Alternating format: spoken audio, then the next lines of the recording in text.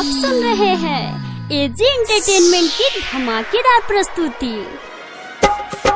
DJ Arman Siddiqui मेहरवा।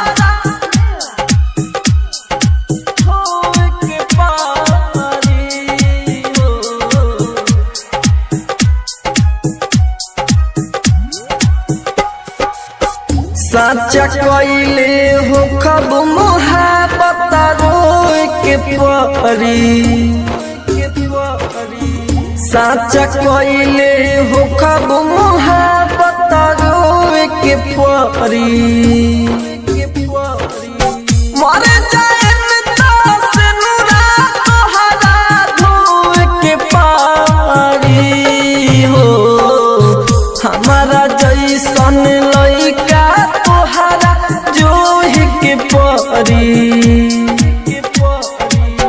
मर जाए से नूरा तोहरा धोए के पारी हो, साचा कइले हो खब मोहब्बत रोए के परी। मर जाए से नूरा तोहरा धोए के पारी हो, मर जाए से नूरा तोहरा mix by AG recording studio. धोए के पारी। डीजे अरमान सिद्दीकी मेहरवा। मर जाए से नूरा तोहरा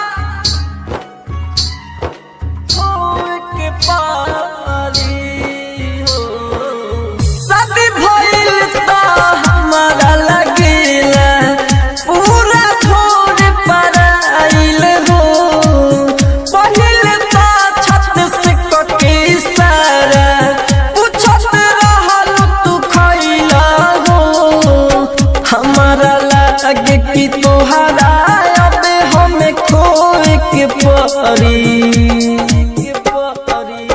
मर जाए से नूरा तोहरा धोए के पारी हो, साचा कइले हो खब मोहब्बत रोए के परी।